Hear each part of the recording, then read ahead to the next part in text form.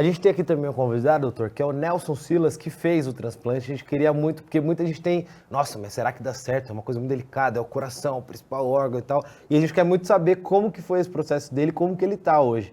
Então eu queria chamar aqui Nelson para nessa conversa. Tudo bem, Nelson? Tudo bem, Lucas? Como é que você está? Me chamo Tranquilo? Nelson Silas, tenho 36 anos e eu sou transplantado do coração, igual daqui a pouco o Faustão vai ser, né? E que ano que foi essa cirurgia? Bom, o meu transplante foi no ano de 2021, foi no dia 20 de dezembro de 2021 e aconteceu, eu adoeci antes, né, em 2017, eu me sentia muito cansado, como o doutor falou agora há pouco, eu caminhava muito na rua. E aí, do nada, eu senti uma pontada no meio das minhas costas. Eu achava que era peso que eu carregava. Fui no médico, fui no pronto-socorro. E aí, quando eu bati uma radiografia, foi detectado que meu coração estava inchado. Depois eu fui com o cardiologista e daí em diante foi ladeira abaixo, literalmente. Mas assim, graças a Deus agora eu estou muito bem depois do transplante, né? Nesse meio tempo, eu coloquei ressincronizador, como o doutor falou, fiz todos os procedimentos que foram necessários. A médica tentou me otimizar com medicamento, mesmo assim não foi o suficiente no meu caso, né? Muitos casos dão certo, mas no meu caso não foi. E agora eu tô bem, né? Ô, Nelson, quanto tempo, que primeiramente, né, parabéns, que bom que tá tudo certo, tá tudo aí tranquilo. Quanto tempo você Ah, tá tudo aguardou? ótimo. Aê, boa. Eu Quanto tempo você aguardei aguardou? 6 meses e 18 dias. 6 meses e 18 dias. E aí, Eu fiquei durante esses seis internado meses, no você ficou INCOR. internado? Ah, Fiquei legal. internado no INCOR, morando praticamente lá, né? Eu internei no dia 2 de junho de 2021 e transplantei no dia 20 de dezembro de 2021. E depois da cirurgia eu peguei alta um mês depois, né? No dia 20 de janeiro de 2022. E daí em diante, no dia depois do transplante, eu me senti muito bem. Eu me senti assim como uma nova vida, assim, eu tinha recebido, assim, é incrível. A gente se sente assim numa euforia tão grande, né? Porque eu passei 8 meses internado, a gente nunca sabe a hora que o órgão vai chegar. Uma coisa é você estar internado sabendo, daqui a 3 meses teu órgão vai chegar e tu vai pegar alta. Outra coisa é você não saber nem quando vai pegar. Às vezes tem casos que tem pessoas que demoram 12, 13, 14 meses, né? Um ano e meio. Por isso que a fila não é uma fila rígida, né? Como o doutor falou agora há pouco. A fila ela é dinâmica. Às vezes o primeiro é transplantado, mas o órgão não é compatível com o primeiro, aí passa para o segundo, não é com o segundo. O tipo sanguíneo não é o do segundo colocado, ou às vezes a altura não é compatível. Por exemplo, eu tenho 1,72 m, né? Eu agora atualmente peso 82 quilos, e o órgão, provavelmente o meu doador tinha a mesma, minha mesma biotipo do que eu tenho, né? Eu ia E perguntar. eu sou O positivo, né? Sim, eu ia perguntar até isso pros dois, que é porque, né, a gente como não entende muito bem como isso é feito, como que é essa recuperação? Por exemplo, doutor, depois da cirurgia ali, tudo feito, tem alguma limitação? Óbvio que vai de caso a caso, mas tem alguma limitação pós-transplante? Assim, tem coisas que essa pessoa não pode mais realizar? Ou tem algum cansaço que ele vai seguir existindo? Bom, vamos lá. O Nelson tá aí, ele sabe dizer tão bem quanto eu agora, porque já há dois Sei. anos de transplante. Nelson, quando você entrou no Encore, você entrou via pronto-socorro ou não? Eu sou daqui do Amazonas, né? E É, eu me tratei aqui enquanto eu pude, eu me tratei aqui, né? é. E Mas aí, aí, assim, eu quando você tive que entrou ir no para Encore São foi Paulo, via emergência, mas foi pela via emergência que você entrou. emergência, via É. Eu emergência. devo ter te visto aqui, eu devo ter visto você aqui, É. né? Eu sou paciente da Mas, doutora Silvia Yubi, né? sim, eu sei. Mas, de qualquer maneira, assim, a questão da recuperação é um ponto importante, porque, na verdade, quando a gente transplanta, Lucas, a gente não simplesmente põe um coração lá dentro, fecha o peito, ah, resolve a pós-operatório da cirurgia cardíaca em si. Isso é um procedimento complexo, é óbvio que é uma cirurgia cardíaca em quem está extremamente debilitado, e manda o doente para casa. É muito diferente disso, né? Por que eu falo? Porque a gente agora tem um órgão novo, mas que era de outra pessoa e tem outro DNA, que tem outra composição dentro do receptor. E para o resto da vida, essa pessoa tem um potencial de rejeição do órgão que existe, né? E que a gente tem que tomar um cuidado muito grande.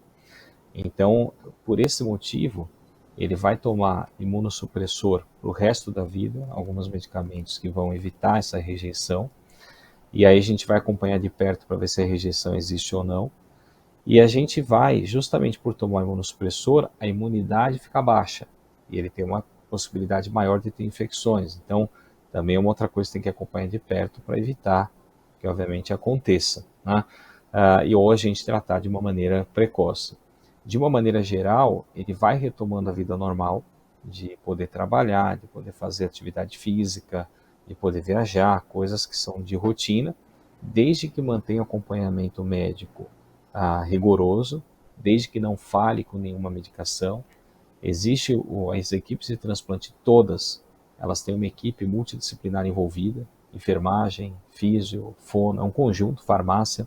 Ele tem que ter contato com essa equipe para qualquer coisa, dúvidas, entrar em contato o tempo inteiro para poder solucionar problemas da maneira mais rápida e possível e entender, né, que você passa a ser um outro doente, vamos dizer assim, né, um doente saudável, né, que você vai acompanhar, mas que tem que ter acompanhamento de perto e seguir firme. A recuperação em si, ele já falou, né, quer dizer, eu operei, o entusiasmo é muito grande e ele se sente muito bem. Porque você passa de um coração normal, quer dizer, mas é um baque, primeira semana do pós-operatório, e ainda fica, na média, o que ele falou é o que acontece em quem vai bem, quer dizer, mais ou menos uns 30 dias ainda internado para depois poder ir para casa. Ô Nelson, você teve curiosidade de conhecer a família do doador? Bem, todos os transplantados têm essa curiosidade, né? Mas essa informação o pronto-socorro não pode divulgar, né? Aham. Acho que por conta que deve ter alguma lei que regulamenta essa informação e o hospital não pode disponibilizar essa informação. A única coisa que eu sei é a idade dele e que ele era de Itu. Só isso que eu fiquei sabendo, assim. O máximo que a gente pôde saber. Esses dados são sigilosos, doutor? São, a equipe médica, obviamente, tem ciência do dado, mas o receptor, ele não sabe quem é o... Ele sabe esses dados, por exemplo, a gente fala, olha, quando surge um órgão compatível, a gente vai dar a notícia, e a gente geralmente fala, surgiu um órgão, ele está em tal cidade, a captação do órgão está marcada para tal horário, parece ser compatível com o teu caso, e aí a gente fala, olha, um rapaz, uma menina, tal idade, mais ou menos tal jeito, vítima de tal coisa, às vezes a gente comenta ou não, mas é o que a gente pode falar, a gente não dá o dado pessoal do doador, não. Assim, eu vi uma doutora acho que no Twitter, no Instagram esses dias, que ela comentou, não sei, né, se procede ou não, mas queria tirar essa dúvida, que ela comentou que hoje no Brasil o maior grupo assim, de possíveis doadores são geralmente jovens com profissões mais arriscadas, ela chegou a citar motoboys e tal, por serem pessoas saudáveis que morrem de uma forma, infelizmente, trágica em acidente. Existe um grupo majoritário hoje que é responsável pela maior parte de doações? Você precisa ter, Lucas, um órgão saudável, né, para você, obviamente, doar. Se você pensar em paciente muito idoso, isso é difícil de você ter, quer dizer, ele já tem doenças, ele tem problemas e provavelmente não vai ser o órgão ideal. Então, até por exclusão desse fator, você já imagina que é o jovem que vai ser o potencial e o grande doador, né? E quem que é o jovem capaz de doar um órgão que esteja literalmente intacto, né? É o jovem que sofre algum tipo de trauma, geralmente é a população envolvida. Então, trauma automobilístico, trauma crânioencefálico, um sangramento na cabeça, um acidente vascular hemorrágico. Esse é o perfil do doador. Geralmente vem desse perfil o órgão que é doado. Muito bem. Hoje a gente teve uma informação, agora há pouco, que o MC Marcinho, que tem 45 anos, ele teve uma piora no quadro clínico dele, com uma infecção generalizada e que ele teria sido retirado da fila do transplante. Eu queria te perguntar sobre o estado de saúde do paciente para poder permanecer nessa fila. O que pode fazer ele sair ou não? A fila, eu não sei se o Nelson, no meio do seu andamento aí, saiu algum momento ou não. Na verdade, não é que sai de fila, a gente não fala sair da fila, Lucas. A fila, ele continua. Mas você imagina o seguinte, você precisa, para você transplantar, como eu falei, uma cirurgia cardíaca, é um doente que está no estado crítico. Eu preciso ter o doente na melhor condição possível para ele receber o órgão. Por dois motivos. Um, para ele aguentar o procedimento e o pós-operatório. E o segundo, porque a disponibilidade de órgão é muito pequena. Então, já que eu tenho um órgão disponível, eu levar para quem está em melhores condições e poder ter uma chance maior de sucesso. O que acontece é que, como você fica muito tempo internado, por exemplo, você que nem ele ficou, o Nelson comentou, eu fiquei 6 meses internado. Durante esses 6 meses, pode acontecer de você pegar uma infecção no hospital. No momento que você está com infecção, que é o que aconteceu agora com o MC, você fica inativo na fila. Então você está na fila, mas está inativo.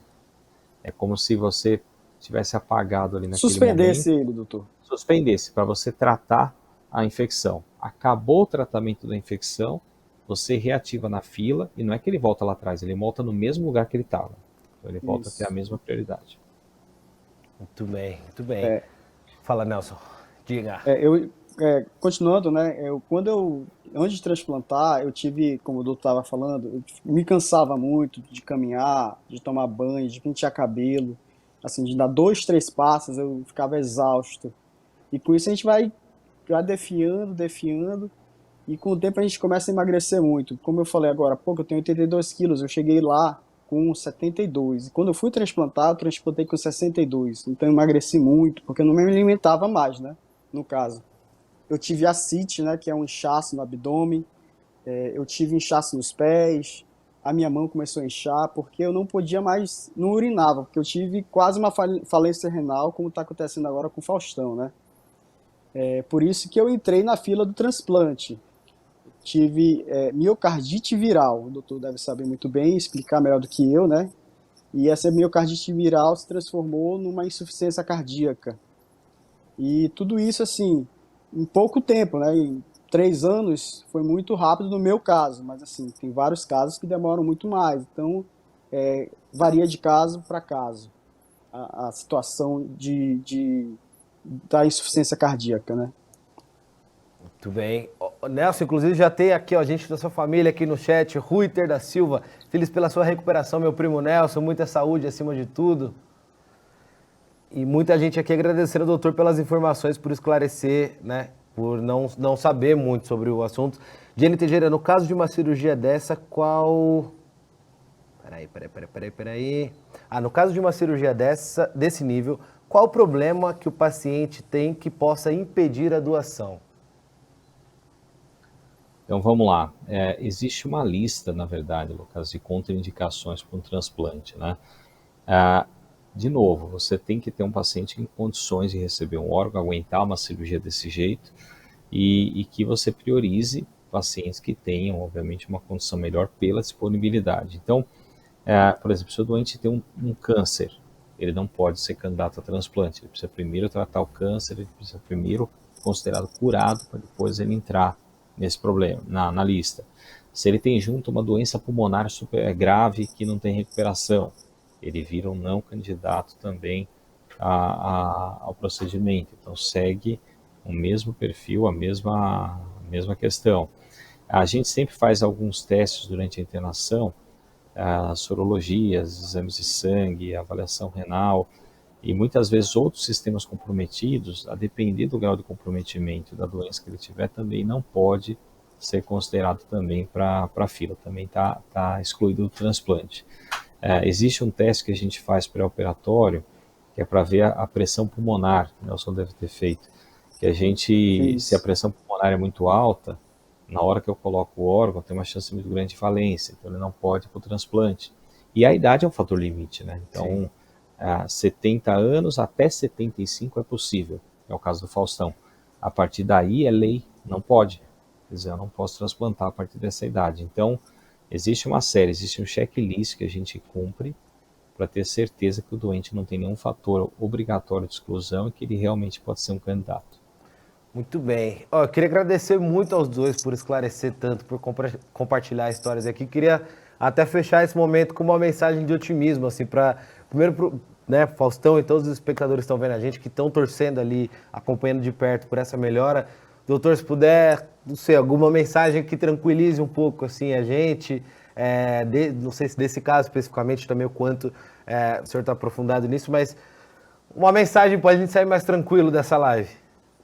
Sim, eu acho que, primeiro que agradecer vocês, obviamente, pelo convite, mas deixar bem claro, né? Acho que duas coisas importantes. Entender que o Faustão é uma pessoa, como eu falei, super querida, está todo mundo torcendo por ele, mas ele está na mão de uma ótima equipe, num excelente hospital, com toda a estrutura possível, e que depende, obviamente, dessa resposta dele aguentar isso tudo e chegar lá, mas a gente tem uma fé muito grande que possa chegar.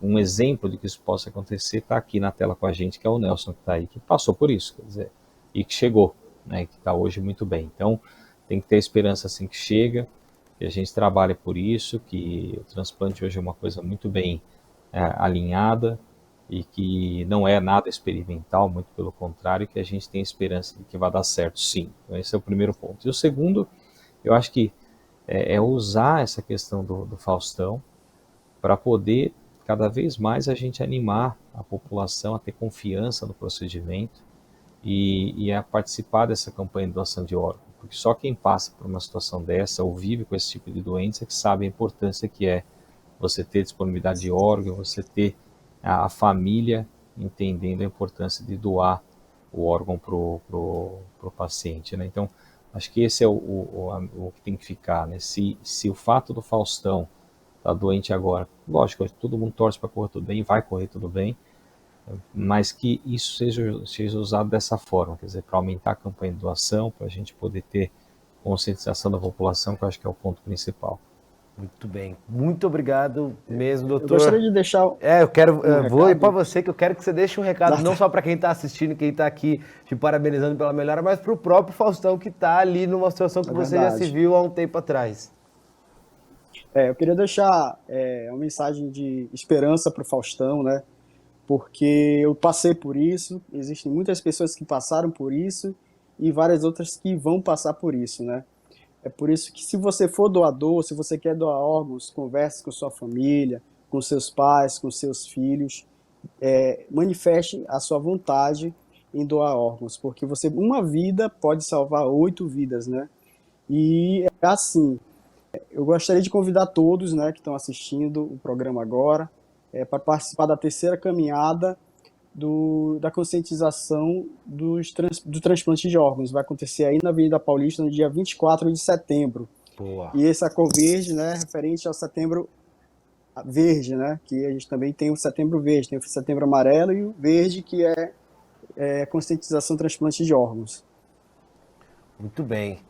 Muito obrigado para vocês dois por terem disponibilizado esse tempo esclarecido aqui. Ó, tá todo mundo mandando parabéns. Denise, sucesso. Nelson, parabéns. Obrigado, doutor, por esclarecer. E estamos aqui, quando quiserem falar, estamos com o espaço aberto aqui. A gente que agradece, Lucas. Sempre disponível. O que precisar, a gente está à disposição. Grande Muito abraço obrigado. aí. Parabéns, Nelson. Boa tarde, Lucas. Boa tarde, doutor. Até a próxima.